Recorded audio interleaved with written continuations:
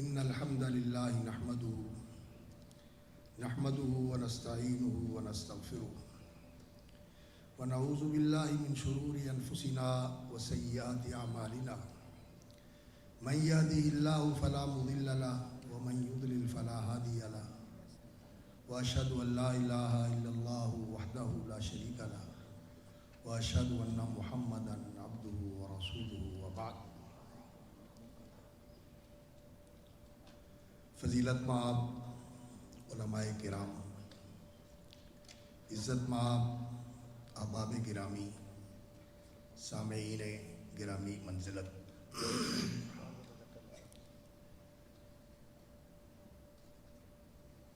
میری گفتگو کا عنوان ہے تذکرہ محدثین. محدثین کی جماعت یہ وہ منتخب گروہ ہے جو اللہ رب العزت کا انتخاب ہے دین کی حفاظت کے لیے، جنہیں اللہ رب العزت نے چن لیا اور ان کے ذریعے اس دین کی حفاظت فرمائی. دین کی حفاظت اللہ رب العزت نے اپنے ذمے لی ہے. انا نحن نزلنا الذکر وانا لہ لحافظون، جیسا کہ حق تعالی شانہ کا ارشاد ہے، ہم نے یہ ذکر اتارا ہے اور ہم ہی اس کے نگہبان اور محافظ ہیں. اور اس ذکر کے ساتھ اس کا بیان بھی اللہ رب العزت نے محمد الرسول اللہ صلی اللہ علیہ وسلم سید الاولین والآخرین کی ذمہ داری لگائی کہ وہ اللہ رب العزت کی تعلیم کے مطابق اس ذکر کا بیان کریں. وَأَنزَلْنَا إِلَيْكَ الذِّكْرَ لِتُبَيِّنَ لِلنَّاسِ مَا نُزِّلَ إِلَيْهِمْ، اور ہم نے آپ کی طرف یہ ذکر اتارا ہے تاکہ آپ اس کا بیان کر دیں. بیان دو طرح ہوتا ہے. ایک بیان ہوتا ہے قول کے ساتھ کہ اس کی جو قابل تفسیر چیزیں ہیں ان کی آپ وضاحت فرما دیں. جہاں کسی چیز کے اندر کوئی تخصیص کا پہلو ہے اس کو واضح کر دیں، کسی مطلق کو مقید کرنے کا معاملہ ہے اس کو مقید کر دیں. یہ قولی بیان ہے. اور اسی طرح عملی بیان بھی ہوتا ہے. وہ کیا کہ جو کچھ اس ذکر میں حکم دیا گیا ہے آپ اس پر عمل کر کے دکھا دیں. وہ عملی تفسیر ہو اس قرآن کی. یہ اللہ رب العزت نے رسول اکرم صلی اللہ علیہ وسلم کی ذمہ داری مقرر فرمائی. وَمَا أَنزَلْنَا عَلَيْكَ الْكِتَابَ إِلَّا لِتُبَيِّنَ لَهُمُ الَّذِي اخْتَلَفُوا فِيهِ، ہم نے یہ کتاب آپ پر اسی لیے اتاری ہے کہ آپ اس کا بیان کریں. تو یہ ذکر بھی اللہ نے محفوظ فرمایا اور اس کا بیان بھی اللہ رب العزت نے محفوظ فرمایا. اور بیان جو ہے وہ قولی بھی اور عملی بھی، دونوں بیان اللہ رب العزت نے محفوظ فرمائے. اور رسول اکرم صلی اللہ علیہ وسلم کو تو اللہ رب العزت نے پڑھایا اور ساتھ یہ تسلی دی کہ یہ قرآن جو ہم آپ کے سینے میں محفوظ کر رہے ہیں، ہم اس کو محفوظ کر رہے ہیں اور یہ محفوظ رہے گا. ان علینا جمعہ و قرآنہ، بے شک ہمارے ذمے ہے اس قرآن کا آپ کے سینے، آپ کے قلب اطہر میں جمع کر دینا، و قرآنہ، اور پھر اس کا آپ کی زبان پر جاری کر دینا. ثم ان علینا بیانہ، اور پھر اس کا بیان بھی ہمارے ذمے ہے. یہ بھی اللہ تعالیٰ نے اتارا ہے بیان. جو رسول اکرم صلی اللہ علیہ وسلم نے قرآن کا بیان فرمایا یہ بھی اللہ رب العزت کی طرف سے نازل کرتا ہے. اللہ فرما رہے ہیں ان علینا بیانہ، تو قرآن کا بیان اللہ رب العزت نے اتارا ہے اور رسول اکرم صلی اللہ علیہ وسلم کو وہ سکھایا. وَأَنزَلَ اللَّهُ عَلَيْكَ الْكِتَابَ وَالْحِكْمَةَ، کتاب و حکمت آپ پر اتاری، اور کتاب یہ قرآن ہے اور حکمت یہ اس کی تعمیل ہے اور اس کی عملی تطبیق ہے۔ اس لیے کہ حکمت کا معنی یہ ہوتا ہے کہ جو حق اور صحیح، درست اور بالکل راست بات ہے، عمل ہے، سوچ ہے، وہ عمل ہو، بات ہو، سوچ ہو، حقیقت کے مطابق اس موقع پر وہی بات کہنا، وہی طریقہ اختیار کرنا اور وہی سوچ انسان کے اندر آئے اور اس کے مطابق عمل کیا جائے۔ اور یہ حکمت ربانی اللہ رب العزت نے سید الاولین والآخرین محمد الرسول اللہ صلی اللہ علیہ وسلم کو عطا فرمائی، اور پھر آپ صلی اللہ علیہ وسلم کی تعلیم سے دوسرے لوگوں کو بھی اس میں سے حصہ ملا ہے۔ وَمَن یُؤْتَ الْحِکْمَةَ فَقَدْ أُوتِیَ خَیْرًا کَثِیرًا، اور جس کو یہ حکمت ربانی عطا ہو تو اللہ رب العزت نے اسے خیر کثیر سے مالا مال فرما دیا۔ تو رسول اکرم صلی اللہ علیہ وسلم کو قرآن کے ساتھ جو حکمت عطا فرمائی گئی وہ قرآن کا عملی اور قولی بیان ہے۔ تو اللہ رب العزت نے اس قرآن کی بھی حفاظت فرمائی اور اس کے بیان کی بھی حفاظت فرمائی، اور رسول اکرم صلی اللہ علیہ وسلم کو تو اللہ رب العزت نے ایسا پڑھایا، فرمایا سنقرئک فلا تنسیٰ، ہم آپ کو پڑھائیں گے تو آپ اس کو بھولیں گے نہیں، بلکہ حدیث میں آتا ہے کہ تقرأہ نائما و یقظان، آپ اس کو سوتے میں بھی پڑھیں گے، جاگتے میں بھی پڑھیں گے، آپ کی نیند میں بھی یہ آپ کے ذہن میں تازہ ہوگا، اور آپ اس کو بالکل اسی طرح پڑھیں گے جس طرح آپ بیداری کے عالم میں پڑھتے ہیں۔ اللہ اکبر، یہ اللہ کی تعلیم تھی۔ اور پھر رسول اکرم صلی اللہ علیہ وسلم نے جن صحابہ کو قرآن کی تعلیم دی اور قرآن کے بیان کی تعلیم دی اور اس حکمت ربانی کی تعلیم دی جو اللہ رب العزت نے رسول اکرم صلی اللہ علیہ وسلم پر نازل فرمائی تھی، وَأَنزَلَ اللَّهُ عَلَيْكَ الْكِتَابَ وَالْحِکْمَةَ، اور اس حکمت کی جس طرح قرآن کی تلاوت کی جاتی تھی، پڑھا جاتا تھا اور اس کی پیروی کی جاتی تھی، اہل علم موجود ہے۔ تلاوت ایک تو ہوتی ہے قرات، الفاظ ادا کرنا، اور ایک تلاوت ہوتی ہے اتباع، پیروی۔ اتلو ما اوحی الیک من الکتاب، دونوں معنی اس کے اندر ملحوظ ہیں۔ اس وحی کردہ کتاب کی پیروی بھی کریں اور اس کی تلاوت بھی کریں۔ قرات بھی عبادت ہے اور پیروی کرنا بھی عبادت ہے۔ تو وَاذْكُرْنَ مَا يُتْلَىٰ فِي بُيُوتِكُنَّ مِنْ آیَاتِ اللَّهِ وَالْحِکْمَةِ، امہات المومنین کو یہ حکم دیا گیا کہ آپ کے گھروں میں وَاذْكُرْنَ، یاد رکھو، مَا يُتْلَىٰ فِي بُيُوتِكُنَّ مِنْ آیَاتِ اللَّهِ وَالْحِکْمَةِ، اللہ کی جو آیتیں اور اللہ کی نازل کردہ جو حکمت آپ کے گھروں میں پڑھی جاتی ہے اس کو آپ یاد رکھیں۔ وَاذْكُرْنَ مَا يُتْلَىٰ فِي بُيُوتِكُنَّ، تو حکمت یہ رسول اکرم صلی اللہ علیہ وسلم سکھاتے تھے، اللہ نے آپ کو سکھائی، آپ اپنے صحابہ کو سکھاتے تھے۔ تو اللہ رب العزت نے رسول اکرم صلی اللہ علیہ وسلم کو تو سکھا کر اس کو محفوظ کر دیا، آپ کے قلب اطہر پر اور آپ کی زبان اقدس پر جاری کر دیا، اور رسول اکرم صلی اللہ علیہ وسلم کی زندگی کے اندر عمل بن کے، سیرت بن کے، کردار بن کے، رویہ اور سلوک بن کے، یہ آپ صلی اللہ علیہ وسلم کی زندگی قرآن کا عملی نمونہ تھی، اور ایسا عملی نمونہ تھی قرآنی زندگی رسول اکرم صلی اللہ علیہ وسلم کی کہ اللہ رب العزت نے قرآن مجید میں ذکر اور رسول کو ایک ساتھ ذکر کیا ہے۔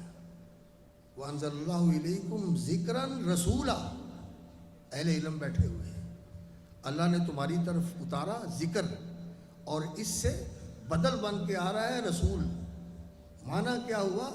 انزل اللہ علیکم ذکراً رسولاً، اللہ نے تمہاری طرف ذکر اتارا ہے، اور یہ ذکر جو ہے اس رسول کی شکل میں مجسم ہے، اس رسول کی شکل میں یہ مجسم ہے، اس کی زندگی اسی قرآن کی تعبیر ہے، اسی قرآن کی تعبیر۔ تو رسول اکرم صلی اللہ علیہ وسلم تو آپ صلی اللہ علیہ وسلم کی زندگی قرآن ہی تھی، جیسا کہ ام المومنین صدیقہ کائنات بنت صدیق اور حبیبۃ رسول اللہ صلی اللہ علیہ وسلم سیدہ عائشہ صدیقہ رضی اللہ تعالیٰ عنہ نے فرمایا، جب ان کے پاس ایک تابعی آئے، صحابی کے ساتھ زیادہ تھے، تو آ کے عرض کیا مجھے نبی صلی اللہ علیہ وسلم کی عبادت کا، قیام اللیل کا طریقہ بتائیں، آپ کی عبادت کا طریقہ اور آپ صلی اللہ علیہ وسلم کا انداز کیا تھا؟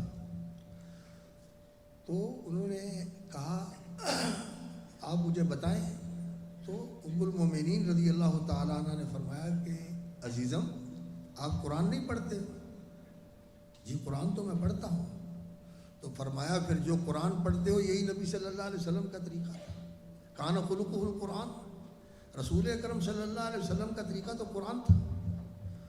تو رسول اکرم صلی اللہ علیہ وسلم کی زندگی کے اندر جو کچھ اللہ رب العزت نے اتارا وہ آپ نے صحابہ کو سکھایا، پڑھ کے سنایا اور اس کی تعلیم فرمائی، اور جو حکمت ربانی اللہ رب العزت نے رسول اکرم صلی اللہ علیہ وسلم کو عطا فرمائی وہ بھی رسول اکرم صلی اللہ علیہ وسلم نے صحابہ کو تعلیم فرمائی، جیسا کہ اللہ رب العزت نے فرمایا کما ارسلنا فیکم رسولا منکم یتلو علیکم آیاتنا ویزکیکم ویعلمکم الکتاب والحکمہ ویعلمکم ما لم تکونوا تعلمون۔ تو کتاب و حکمت کی تعلیم دی اللہ رب العزت نے رسول اکرم صلی اللہ علیہ وسلم کو، اور رسول اکرم صلی اللہ علیہ وسلم نے صحابہ کو اس کی تعلیم دی۔ تو رسول اکرم صلی اللہ علیہ وسلم کی زندگی میں تو یہ کتاب و حکمت آپ صلی اللہ علیہ وسلم کی زندگی میں، آپ کی زندگی کے اندر اور آپ کی لوح قلم پر یہ محفوظ تھی، اور آپ کی زبان پر جاری تھی، اور آپ کے عمل سے عبیدہ تھی، ظاہر تھی، عیاں تھی، لوگ دیکھتے تھے کہ یہ ہے اللہ رب العزت کی تعلیم۔ اور رسول اکرم صلی اللہ علیہ وسلم نے صحابہ کو سکھایا، اور صحابہ نے بھی پھر اسے سیکھا۔ تو ان کا سیکھنا ایسے نہیں تھا کہ معلومات کے طور پر کسی چیز کو جان لیا اور اپنے ذہن میں اسے محفوظ کر لیا اور جب جی چاہا اس کو اپنا لیا اور جب جی چاہا اسے چھوڑ دیا۔ ان کا یہ طریقہ نہیں تھا۔ وہ تو رسول اکرم صلی اللہ علیہ وسلم کی بات بھی سنتے تھے اور ان کی لوح قلم پہ نقش ہو جاتی تھی، اور آپ صلی اللہ علیہ وسلم کا عمل دیکھتے تھے تو آپ صلی اللہ علیہ وسلم کے عمل کو بھی وہ صرف اپنی آنکھوں کے ذریعے اپنے محفوظات کا جو خزانہ ہے اسی کے اندر محفوظ نہیں کرتے تھے، بلکہ وہ اپنی زندگی کے اندر اسے محفوظ کر لیتے تھے۔ جس عمل کو دیکھا اسے اپنا لیا اور جس بات کو سنا اسے یاد کر لیا۔ آج جو رسول اکرم صلی اللہ علیہ وسلم کی زندگی کا ریکارڈ اور آپ کے فرامین، آپ کی تعلیمات اور آپ صلی اللہ علیہ وسلم کی سیرت اور آپ کے جو حالات ہم تک پہنچے ہیں، یہ انہی صحابہ کرام رضوان اللہ علیہ مجمعین کی وساطت سے پہنچے ہیں۔ انہوں نے جو کچھ دیکھا اسے ذہنوں میں اور دل میں بھی محفوظ کیا اور اسے اپنی زندگیوں کے اندر بھی محفوظ کیا اور اسے آگے منتقل کیا۔ تو حدیث، اللہ اکبر، جو اس حدیث کو محفوظ کرنے والے ہیں اور اس سے اشتغال رکھنے والے ہیں وہ محدثین کی جماعت ہے، اور یہ اللہ رب العزت کا انتخاب ہے اس دین کی حفاظت کے لیے۔ رسول اکرم صلی اللہ علیہ وسلم کو تو اللہ رب العزت نے سکھایا، اور آپ صلی اللہ علیہ وسلم کے ذات اقدس کے اندر یہ سارا کچھ محفوظ تھا، اور آپ نے صحابہ کو سکھایا، اور پھر یہ صحابہ کی زندگیوں میں سب کچھ محفوظ ہو گیا، ان کے دل میں بھی محفوظ ہو گیا اور ان کی زندگیوں میں بھی محفوظ ہو گیا۔ اور پھر انہوں نے آگے جن کو سکھایا وہ تابعین تھے۔ صحابہ نے صحابہ سے بھی سیکھا، حضرت ابو ہریرہ رضی اللہ تعالیٰ عنہ نے رسول اکرم صلی اللہ علیہ وسلم سے بھی احادیث سنی، اور بہت احادیث سنی نبی صلی اللہ علیہ وسلم سے، لیکن انہوں نے دوسرے صحابہ سے بھی سیکھی، ان سے بھی روایتیں لی، وہ بھی انہوں نے سیکھی۔ تو صحابہ نے بھی صحابہ سے روایت کی ہے، اور پھر تابعین نے ان سے روایت کی اور ان سے اس علم کو سیکھا جو قرآن کا علم تھا اور حدیث کا علم تھا، اور اس کو محفوظ کیا اور اس کو آگے منتقل کیا. اس لیے کہ رسول اکرم صلی اللہ علیہ وسلم نے ان سے یہ کہا تھا کہ الا فلیبلغ الشاہد منکم الغائب، جو مجھ سے سنتے ہو یہ ان تک پہنچاؤ جو آج میرے پاس موجود نہیں ہے. تم حاضر ہو، جو غائب ہیں آنے والے ان تک تم نے پہنچانا ہے. تو صحابہ نے اسے پہنچایا کہ آپ کا حکم تھا فلیبلغ الشاہد منکم الغائب، بلکہ فرمایا بلغوا عنی ولو آیا، ایک بات بھی میری کسی کے پاس محفوظ ہے تو اسے آگے پہنچاؤ. یہ رسول اللہ صلی اللہ علیہ وسلم کا حکم تھا اور انہوں نے اس حکم کی تعمیل کی. جو آپ صلی اللہ علیہ وسلم سے لیا اس کو آگے منتقل کیا، عمل کو بھی آگے منتقل کیا اور آپ صلی اللہ علیہ وسلم کے قول کو بھی آگے منتقل کیا، بلکہ آپ کے احوال اور آپ صلی اللہ علیہ وسلم کے طور اطوار زندگی کا جو رنگ ڈھنگ تھا اس کو بھی آگے منتقل کیا، اس کو بھی انہوں نے آگے منتقل کیا. اور رسول اکرم صلی اللہ علیہ وسلم نے ان کے لیے دعا کی تھی. فرمایا نضر اللہ امرأ سمع مقالتی فوعاها وأداها كما سمعها. اللہ رب العزت تر و تازہ، آبدار، بارونق اور شاداب رکھے امرأن، اس مرد کامل کو. تنکیر کبھی تعظیم کے لیے بھی ہوتی ہے. عمران وہ مرد ہے جو سمع مقالتی، جس نے میری بات سنی، فحافظہا اسے یاد کیا، ووعاہا اور پھر اسے اس طرح سمجھ لیا کہ وہ اس کے اندر اتر گئی چیز. وعا کا معنی ہوتا ہے، وعا برتن کو کہتے ہیں جس میں کوئی چیز انڈیل کے محفوظ کی جاتی ہے. تو وعا کا معنی یہ ہوتا ہے کہ کسی چیز کو اپنے اندر اتار کے ایسے سمیٹ لینا جیسے برتن میں کوئی چیز آ جاتی ہے. سرسری سی نہیں کہ اوپر سے گزر گئی، نہیں، اسے محفوظ کر لیا. حافظہ حفاظت بھی کی اس کی اور اس کو اس طرح یاد بھی کر لیا. وَأَدَّاهَا كَمَا سَمِعَهَا، اور پھر اس کو آگے منتقل کیا جیسے اس کو سنا تھا، جیسے اس کو سنا تھا. رسول اکرم صلی اللہ علیہ وسلم نے ان کے لیے دعا کی. تو اس دعا کا اولین مصداق یہ صحابہ تھے رضوان اللہ علیہ مجمعین، جن کا ایمان افروز تذکرہ آپ مجھ سے پہلے اس دور کے عظیم محدث مولانا غلام مصطفیٰ ظہیر امن پوری حفظہ اللہ وبارک فیہ وامد اللہ فیوزہ.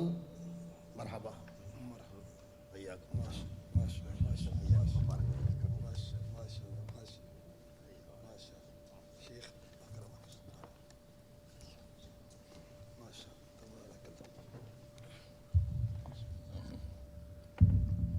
تو میں عرض کر رہا تھا کہ یہ صحابہ کرام رضوان اللہ علیہ مجمعین جنہوں نے رسول اکرم صلی اللہ علیہ وسلم سے سنا اور اسے محفوظ کیا، اس حدیث کا اولین مصداق وہ ہے. اور پھر چونکہ رسول اکرم صلی اللہ علیہ وسلم نے یہ فرمایا تھا کہ اس کو آگے پہنچائیں، اور احادیث کے اندر یہ بھی موجود ہے کہ نبی صلی اللہ علیہ وسلم نے فرمایا تھا کہ تمہارے پاس لوگ آئیں گے حدیث لینے کے لیے، اور جب وہ آئیں تو پھر ان کا اکرام کرنا، ان سے اچھا برتاؤ کرنا، ان کی عزت افزائی کرنا. تو جب حدیث لینے کے لیے حضرت ابو سعید خدری رضی اللہ تعالیٰ عنہ کے پاس شاگرد آتے تو وہ فرمایا کرتے مرحبا بوصیت رسول اللہ صلی اللہ علیہ وسلم. میں انہیں خوش آمدید کہتا ہوں جن کے بارے میں رسول اکرم صلی اللہ علیہ وسلم نے تلقین فرمائی تھی کہ ان کی عزت افزائی کرنا، ان کی تکریم کرنا. اور پھر اللہ رب العزت نے اس دین کی محبت اپنے بندوں کے دلوں میں ڈالی جو اللہ کا انتخاب تھا، اور وہ اس دین کی طلب میں نکلے اور اس طرح انہوں نے اس دین کو محفوظ کیا. سچی بات یہ ہے کہ آج جب محدثین کا تذکرہ ہم پڑھتے ہیں تو انسان حیران ہو جاتا ہے کہ انسان ایسا بھی ہوتا ہے کہ اس کا حافظہ ایسا ہو. اللہ اکبر. امام زہری رحمۃ اللہ علیہ، ابو بکر محمد ابن مسلم ابن شہاب الزہری رحمۃ اللہ علیہ، وہ کہتے ہیں کہ میں نے زندگی میں جب بھی کوئی چیز سنی ہے تو پھر دہرانے کی ضرورت نہیں پیش آئی کہ میں نے کہنے والے کو کہا ہو کہ پھر سناؤ کیا کہا تھا. اس نے کہا ادھر محفوظ ہو گیا، فوٹو میموری، ادھر بات آئی ادھر محفوظ ہو گئی. اور پھر میں نے جب بھی کسی چیز کو جو سنا ہو اس کو دہرانے کی کوشش کی تو میری لوح قلم نے کبھی میرے ساتھ خیانت نہیں کی. جب میں نے اعادہ کر کے اس کو مستحضر کرنے کا چاہا تو میرے سامنے سب کچھ آ گیا، سب کچھ میرے سامنے آ گیا. اور یہ ایک نہیں، اس طرح کے حضرات 10 نہیں، 100 نہیں، ہزاروں کے اندر یہ لوگ موجود ہیں جنہوں نے اس طرح احادیث کو حفظ کیا تھا. اللہ اکبر. ابو عامر بن شراحیل الشعبی رحمۃ اللہ علیہ کہتے ہیں کہ میں نے زندگی میں کبھی سیاہی کے ساتھ سفیدی کے اوپر کوئی لکھا نہیں ہے. میرا علم جتنا ہے سب میرے سینے میں محفوظ ہے، کتابوں کی ضرورت نہیں ہے. اور کہتے ہیں کہ میرے محفوظات کے اندر سب سے کم جو چیز ہے وہ شعر ہے. سب سے تھوڑا جو میرا محفوظ ذخیرہ ہے وہ شعروں کا ہے. اور اپنے مخاطبین کو کہتے ہیں کہ جو شعر مجھے یاد ہے، جو میری پسند بھی نہیں ہے اور میرا ذوق بھی نہیں ہے، جو مجھے یاد ہے، اگر وہ شعر میں تمہیں سناؤں تو 1 مہینہ سناتا رہوں، 1 مہینہ سناتا رہوں. اور جو ایک دفعہ سنایا ہے وہ دوبارہ نہ دہراؤں تو 1 مہینے میں بھی وہ سارے ختم نہیں ہو سکتے جو میرے ذہن میں محفوظ ہیں. یہ لوگ تھے جن کا یہ حافظہ تھا. ان لوگوں نے اس حدیث کو حفظ کیا تھا. آج میرے جیسا کمزور حافظے والا اور اس طرح کے اور لوگ جو ہیں وہ ان کے بارے میں کہتے ہیں کہ یہ لکھا ہوا نہیں تھا. اور لکھا ہوا تو مٹ جاتا ہے، کھو جاتا ہے، جل جاتا ہے، ختم ہو جاتا ہے. لیکن جو دلوں میں لکھا گیا ہے، جو زندگیوں میں لکھا گیا ہے، جو لوح قلم پہ نقش ہے، وہ کبھی نہیں مٹ سکتا، اسے ختم نہیں کیا جا سکتا. یہ لوگ کہتے ہیں یہ حدیثیں لکھی نہیں گئی. اللہ رب العزت نے قرآن مجید کے بارے میں بھی جب یہ کہا تو یہ کہا کہ فی لوح محفوظ، یہ لوح محفوظ میں لکھا ہوا ہے. اور جب اللہ اکبر بندوں کے بارے میں کہا تو بل هو آیات بینات فی صدور الذین اوتوا العلم، یہ اہل علم کے سینوں میں محفوظ ہے. یہ اصل حفاظت ہے اس کی. ہاں، رسول اکرم صلی اللہ علیہ وسلم نے تحریری طور پر بھی قرآن مجید کو لکھوایا اور صحابہ نے بھی لکھا، احادیث لکھی انہوں نے، لیکن ان کی تدوین اور ان کی تحریر کا جو سلسلہ ہے وہ بعد میں ہوا. صحابہ نے بھی اکثر حدیثیں یاد کی، عمل سیکھا اور اسے اپنا لیا، اور تابعین نے بھی صحابہ سے سنا اور اسے یاد کر لیا اور اسے آگے منتقل کر دیا. تو حضرات گرامی، یہ محدثین کی جماعت وہ عظیم جماعت ہے جس کو اللہ رب العزت نے اس لیے منتخب کیا تھا کہ یہ اللہ کے دین کی حفاظت کریں. اور انہوں نے حفاظت کی اور ایسے حفاظت کی. یہ حدیث کا ذخیرہ، یہ سیرت کا ذخیرہ اور حدیث کے جو مختلف ابواب ہیں اور جو زندگی کے مختلف شعبے ہیں ان سب سے تعلق رکھنے والی احادیث جس طرح مسلمانوں کے پاس محفوظ ہیں، یہ کسی پہلی امت کے پاس نہیں ہے. اور مسند باسند پورے ریکارڈ کے ساتھ جس شخص نے جو بات نقل کی ہے اس کا نام، نسب، اس کی زندگی کے حالات، ساری یہ چیزیں محفوظ ہیں. اور محدثین نے تو اساتذہ کے الفاظ کہ اس استاد نے یہ لفظ کہے تھے اور اس نے اس میں اتنا اضافہ کیا تھا. امام مسلم رحمۃ اللہ علیہ اور اس طرح امام احمد رحمۃ اللہ علیہ ان چیزوں کی وضاحت کرتے ہیں کہ یہ فلاں کا لفظ ہے، یہ فلاں کا لفظ ہے. یعنی سب کچھ انہوں نے محفوظ کر کے امت تک آگے پہنچا دیا. تو یہ محدثین کی جماعت تھی. اور جس طرح حدیث کا ان کا شوق تھا اور اس کی لگن تھی، مشاہیر و علماء الامصار امام ابن حبان رحمۃ اللہ علیہ کی کتاب ہے جس میں انہوں نے مشہور محدثین کا ذکر کیا ہے. تو انہوں نے حجاز اور اس کے ساتھ جتنے تعلق رکھنے والے علاقے ہیں، پھر عراق اور اس کے مضافات، شام اور اس کے مضافات، پھر مصر اور اس کے اطراف، یمن اور اس کے اطراف، اور پھر خراسان یعنی یہ ایران اور یہ افغانستان اور یہ روسی اور چینی ترکستان کا علاقہ، یہ سارا یہ اس وقت خراسان کہلاتا تھا. اور یہاں ہر جگہ حدیث کے غلغلے تھے. اللہ اکبر. امام بخاری رحمۃ اللہ علیہ اسی علاقے کے تھے بخارا کے، ازبکستان سے. تو ان سارے علاقوں کے اندر جو محدثین تھے ان کا تذکرہ اس مشاہیر علماء الامصار کے اندر انہوں نے کیا ہے. اور علامہ ذہبی رحمۃ اللہ علیہ کی جو کتاب ہے تذکرۃ الحفاظ، جو حدیث کے حافظ ہیں، محدثین کا یہ طریقہ ہے کہ ان کے ہاں کچھ اصطلاحات ہیں. مسند اس محدث کو کہا جاتا ہے جو باسند حدیث پیش کرے. وہ حدیثوں کے متن نہیں یاد کرتے تھے، باسند یاد کرتے تھے اور محفوظ کرتے تھے. اور جو سند صرف نام ہی نہیں یاد کرتے تھے، جیسا امام بخاری رحمۃ اللہ علیہ فرماتے ہیں کہ میں نے جس حدیث کو یاد کیا ہے تو اس کی جو سند یاد کی ہے، تو جو سند کے راوی ہیں ان کے بارے میں جو حالات ہیں وہ بھی سارے میرے سامنے مستحضر ہیں. اسی لیے تو لوگ کہتے تھے کہ آپ کو دکھائیں وہ شخص کہ انسان حیران ہو جاتا ہے کہ یہ انسان ہے، یہ کیا چیز ہے، یہ سب کچھ اس کو یاد ہے، سب کچھ اس کو یاد ہے. تو محدثین کا یہ طریقہ تھا. مسند اس کو کہا جاتا تھا جو سند کے ساتھ حدیث کو روایت کرتا تھا اور ان راویوں کے بارے میں بھی اس کو پہچان ہوتی تھی.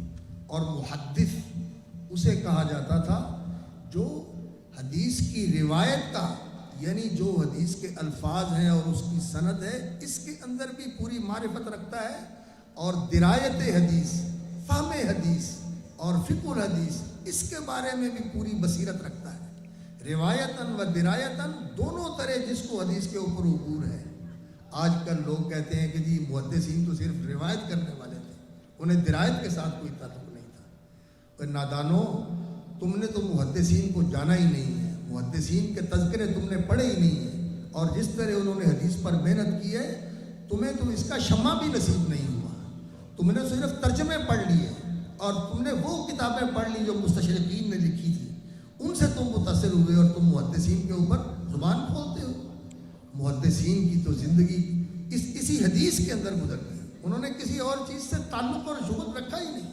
یہی ان کا اوڑھنا بچھونا تھا اور یہی ان کی زندگی کا ایک ہمہ وقت کا عمل تھا کہ رسول اکرم صلی اللہ علیہ وسلم کی احادیث کو جمع کیا جائے اور حفظ کیا جائے. اللہ اکبر. وہ مولانا حالی رحمۃ اللہ علیہ نے جو کہا ہے کہ سنا خازن علم دین جس بشر کو، سنا خازن علم دین جس بشر کو، لیا اس سے جا کر خبر اور اثر کو. سنا خازن علم دین جس بشر کو، لیا اس سے جا کر خبر اور اثر کو. اللہ اکبر. پھر اس کو پرکھا کسوٹی پہ رکھ کر، دیا اور کو خود مزہ اس کا چکر. پھر اس کو پرکھا کسوٹی پہ رکھ کر، دیا اور کو خود مزہ اس کا چکر. اسی شوق میں آساں کیا ہر سفر کو، اسی دھن میں طے کیا بحر و بر. یہ محدثین کی جماعت تھی. ان کی زندگی کا بالکل محور ہی یہ تھا کہ رسول اکرم صلی اللہ علیہ وسلم کی احادیث کو محفوظ کرنا ہے. اور پھر اللہ اکبر، اس کے لیے درایت کے لیے جو انہوں نے حدیث کی جانچ اور پرکھ کے لیے اصول بنائے، قانون بنایا اور اس کے لیے جو ضابطے بنائے، ان ضابطوں کی روشنی میں ان کو جانچ پرکھ کر وہی چیزیں جو صحیح ثابت ہوئیں انہیں محفوظ کیا اور دوسریوں کو چیزوں کو نکھار کر بالکل الگ کر دیا. اللہ اکبر. جیسا کہ حالی رحمۃ اللہ علیہ نے ہی خراج تحسین پیش کرتے ہوئے کہا، گروہ ایک جویا تھا علم نبی کا، گروہ ایک جویا تھا علم نبی کا، لگایا جس نے پتہ ہر مدعی کا، اور کیا چاک پردہ ہر مفتری کا، اور کیے جرح تعدیل کے وضع قانون، نہ چلنے دیا کوئی باطل کا افسون، کوئی کسی کا جادو نہیں چلنے دیا، کسی نے کوئی کوشش کی تو انہوں نے بالکل اس کو کھول کر واضح کر دیا، اور اس طرح انہوں نے تمام احادیث کو جانچا پرکھا کہ کسی کی روح رعایت نہیں کی، کسی کی روح رعایت نہیں کی، مشائخ کے اندر اگر کوئی کمزوری دیکھی اس کی بھی نشاندہی کر دی، اور راوی کے اندر کوئی عیب دیکھا تو اس کا بھی بتا دیا کہ اس کے اندر یہ کمزوری تھی، اور پھر طلسم ورا ہر مقدس کا توڑا، نہ صوفی کو چھوڑا نہ ملا کو چھوڑا، ہر چیز کھول کر رکھ دی۔ یہ محدثین کی جماعت تھی، انہوں نے احادیث کی جانچ اور پرکھ کے لیے جو اصول اور قوانین بنائے، ان بیچاروں کو تو یہ عبارتیں پڑھنی اور سمجھنی نہیں آتی، اور کہتے ہیں کہ جی محدثین نے کیا کیا ہے۔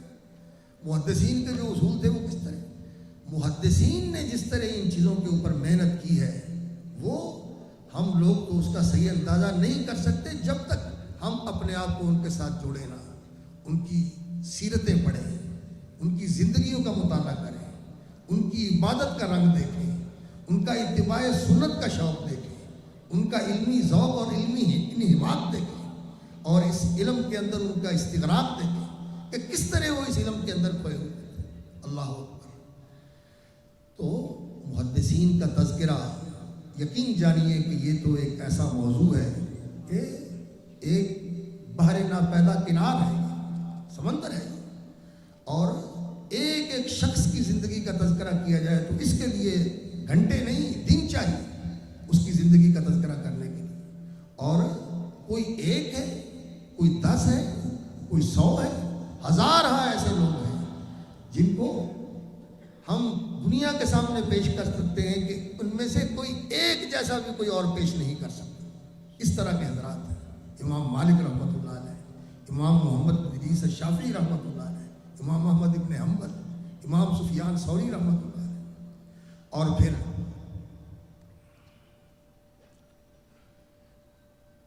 محدثین صرف یہی نہیں کہ انہوں نے جو حدیثیں لیں ان حدیثوں کو یاد کر لیا، ان کا طریقہ یہ تھا کہ رسول اکرم صلی اللہ علیہ وسلم کے عمل کو بھی اپناتے تھے، اور آپ کے جو احوال و قوائف تھے وہ بھی اپنی زندگی کے اندر مرتسم کرتے تھے، اپنے اندر وہ چیزیں اتار لیتے تھے۔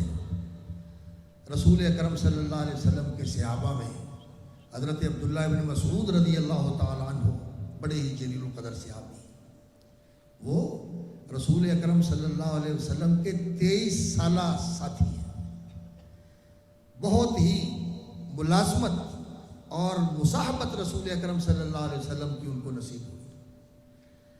رسول اکرم صلی اللہ علیہ وسلم اور حضرت ابوبکر صدیق رضی اللہ تعالیٰ عنہ گئے تھے باہر، تو یہ بکریاں چرا رہے تھے، ملازمت کرتے تھے، بکریاں چرانے کے، چرواہے کے نوکری کرتے تھے۔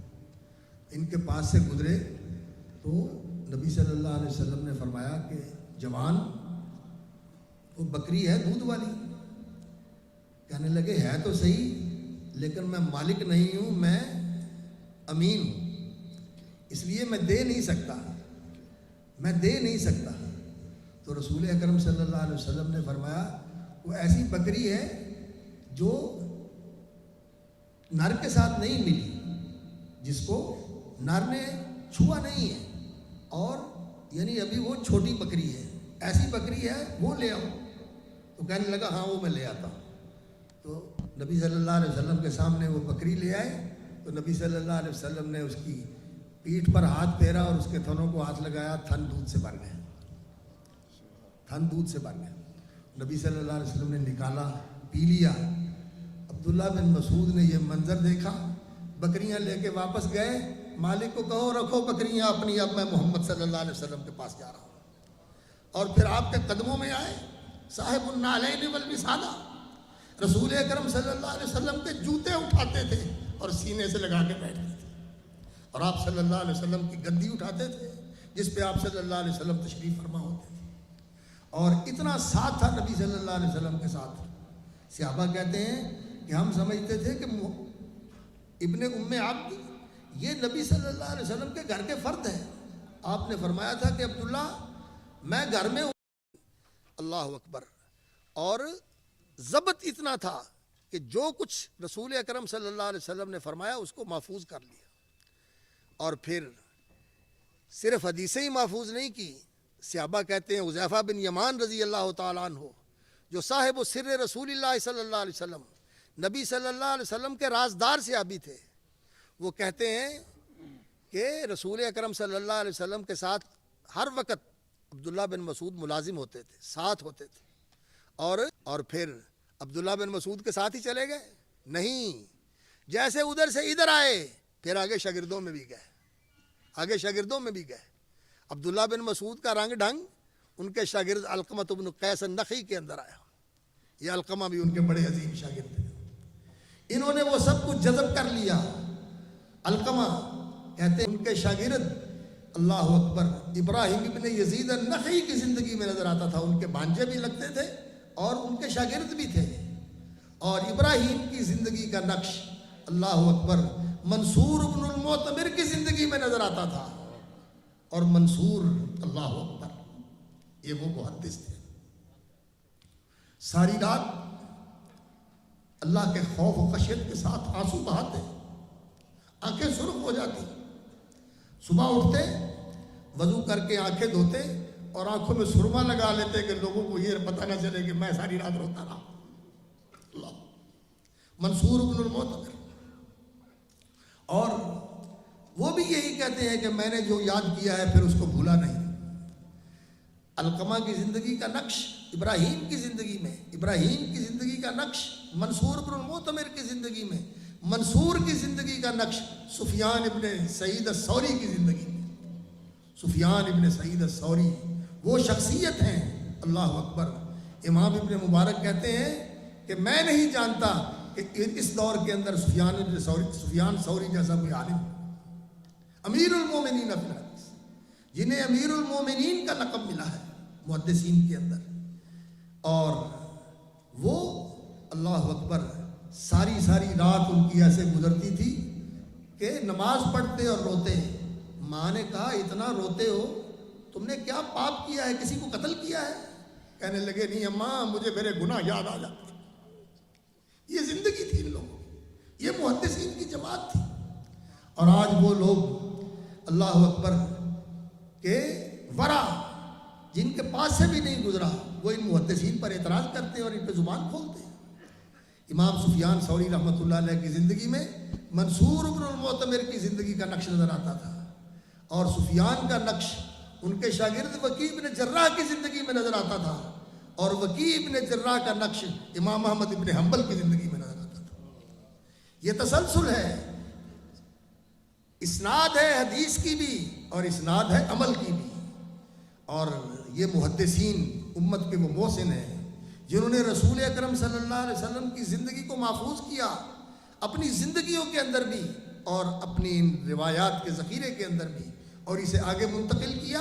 اور آج اللہ رب العزت کی بات وہ برحق ہے، وَتَمَّتْ كَلِمَةُ رَبِّكَ صِدْقًا وَعَدْلًا، تیرے رب کی بات پوری ہے سچائی اور حقانیت کے لحاظ سے بھی اور عدل کے لحاظ سے بھی، کہ اللہ رب العزت نے فرمایا وَكَيْفَ تَكْفُرُونَ وَأَنْتُمْ تُتْلَىٰ عَلَيْكُمْ آيَاتُ اللَّهِ وَفِيكُمْ رَسُولُهُ، تم کیسے اسلام کو چھوڑ کے کفر کی راہ اختیار کرتے ہو؟ تمہارے پاس تو اسلام اس طرح موجود ہے، غدًا طریّا، تازہ بتازہ، بالکل حقیقی شکل کے اندر، اس کی کوئی چیز بھی کم نہیں ہوئی، اور اصلی شکل کے اندر اس میں جو چیز کسی نے شامل کی ہے، ان محدثین نے یحمل هذا العلم من كل خلف عدوله، اس علم کے حامل ہر آنے والی نسل میں سے عدول جو معتبر، مستند، ثقہ اور قابل اعتبار ہوتے ہیں، وہ اس علم کے حامل اور اس علم کے ناقل اور اس علم کے محافظ ہوتے ہیں۔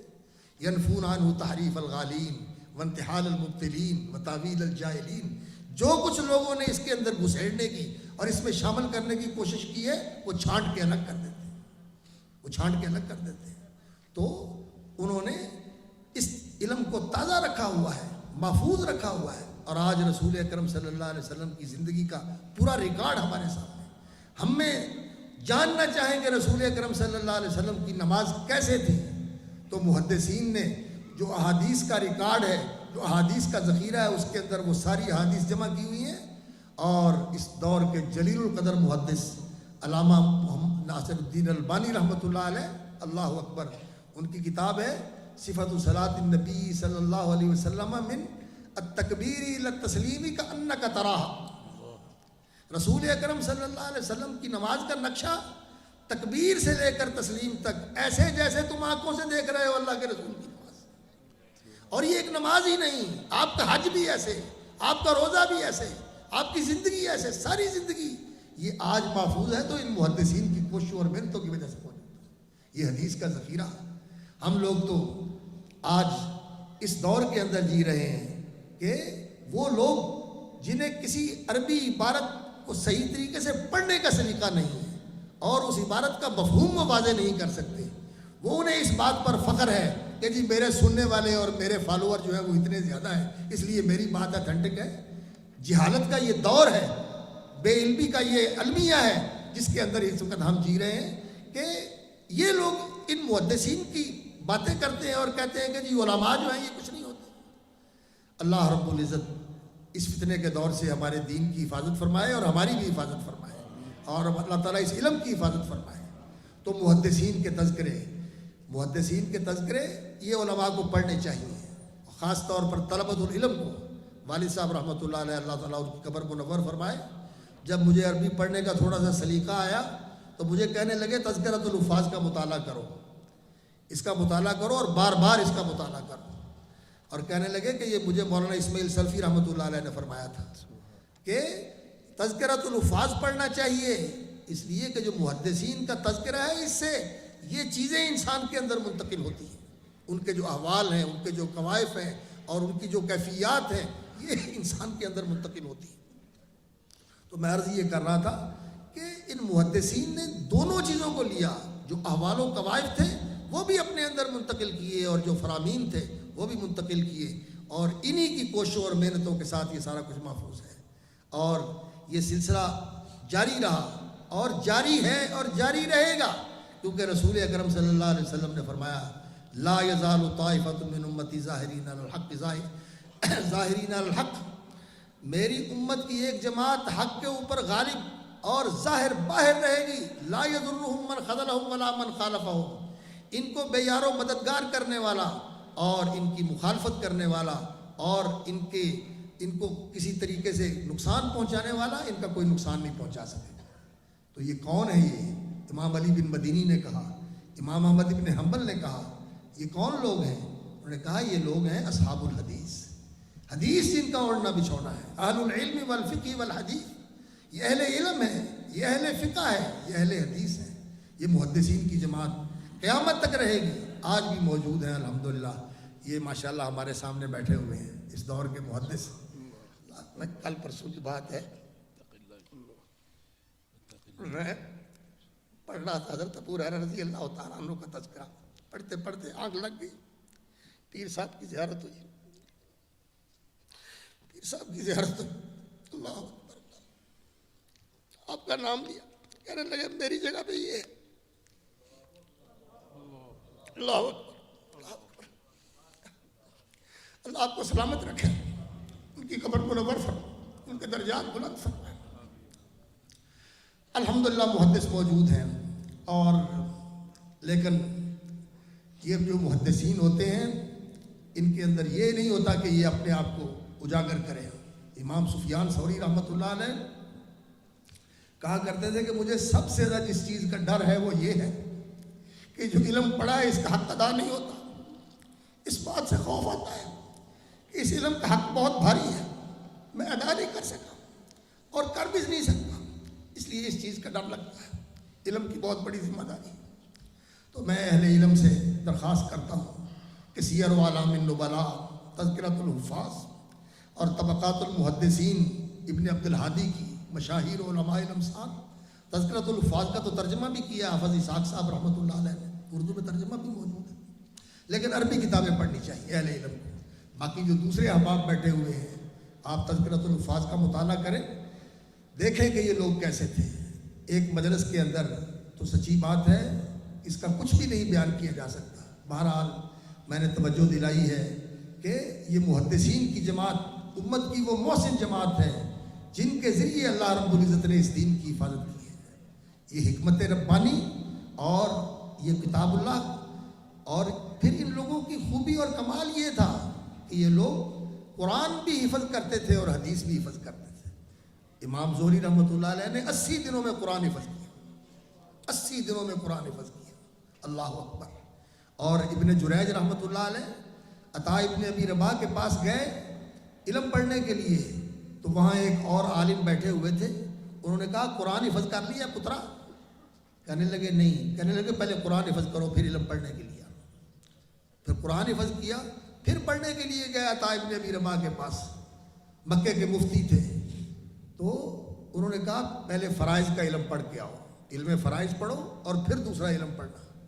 اور پھر انہوں نے فرائض کا بھی علم پڑھا اور پھر عطا ابن ابی رباح کے پاس آئے، اور پھر اللہ رب العزت نے اپنے استاد کا ان کو جانشین بنا دیا۔ اور محدثین اسی طرح جو گیا کسی کے پاس، کسی نے 8 سال تک اس کے ساتھ وقت لگایا اور کسی نے کتنا وقت لگایا، اور آج جو ہے تھوڑے دن لوگ لگاتے ہیں اور اس کے بعد کہتے ہیں جی ہم نے سارا کچھ پڑھ لیا۔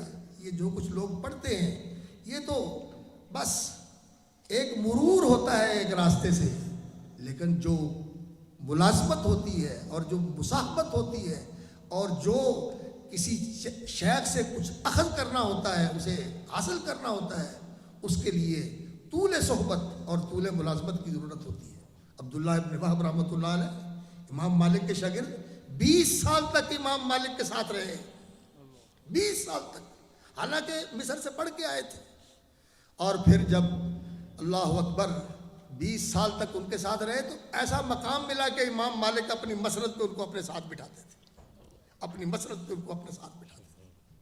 اور وہ موطا کے راوی بھی ہیں، اور ان کی اپنی بھی کتاب ہے جامع ابن وہب، امام تھے حدیث کے۔ حضرات گرامی، یہ محدثین کی جماعت امت کی محسن جماعت ہے، اور اللہ رب العزت نے جہاں رسول اکرم صلی اللہ علیہ وسلم کے بارے میں یہ فرمایا وَرَفَعْنَا لَكَ ذِكْرَكَ، ہم نے آپ کا ذکر بلند کیا ہے، تو یہ نبی صلی اللہ علیہ وسلم کا ذکر کرنے والے سب سے زیادہ جن کی زبانوں پہ رسول اکرم صلی اللہ علیہ وسلم کا اسم گرامی رہتا ہے، اور آپ صلی اللہ علیہ وسلم کی ذات اقدس پر جو سب سے زیادہ صلی اللہ علیہ وسلم صلی اللہ علیہ وعلی آلہ وسلم علیہ الصلاۃ والسلام جن کی زبانوں پہ رہتا ہے، یہ محدثین کی جماعت ہے۔ اور اسی کی برکت ہے کہ اللہ رب العزت نے ان کے تذکرے زندہ رکھے ہوئے، ان کے ذکر زندہ ہے۔ بادشاہوں کا ذکر کون کرتا ہے؟ آج کسی بھی مسلمان سے پوچھ لو بخاری کون ہے، اللہ اکبر، بلکہ حیرانی ہوتی ہے اس بات پر کہ لوگ صحیح بخاری نہیں کہتے، لوگ کہتے ہیں بخاری میں لکھا ہوا ہے، یعنی امام بخاری کا وجود ہی صحیح بخاری بن گیا۔ اللہ اللہ رب العزت نے ان کو ایسا ذکر جمیل نصیب فرمایا ہے، اس لیے کہ یہ رسول اکرم صلی اللہ علیہ وسلم کا ذکر کرنے والے تھے، تو ان سے محبت، ان کی تعظیم اور ان کی زندگیوں کا مطالعہ اور ان کی زندگیوں کے نقوش کو اپنے اندر اتارنے کی کوشش کرنا۔ میرا جی تو چاہتا تھا کہ میں اس دور کے بھی کچھ لوگوں کا تذکرہ کروں جو چلے گئے اور جو آج بھی موجود ہیں، لیکن یہ وقت پھر مناسب نہیں ہے۔ اب حضرت الشیخ تشریف لے آئے ہیں، بس اب نہیں، بارک اللہ، اب آپ تشریف لے آئے ہیں، جب جہاں نہر اللہ بطل نہر ماکل، بس اب آپ نہر اللہ آ گئی ہے، انشاءاللہ اب آپ کا سمندر جو ہے نا، میں جا رہا ہوں، نہیں اکرمک اللہ، نہیں بارک اللہ فیک، بس اب انشاءاللہ آپ شیخ صاحب کا بیان سنیں گے، میں بھی سنتا ہوں انشاءاللہ۔ وآخر دعوانا الحمدللہ رب العالمین۔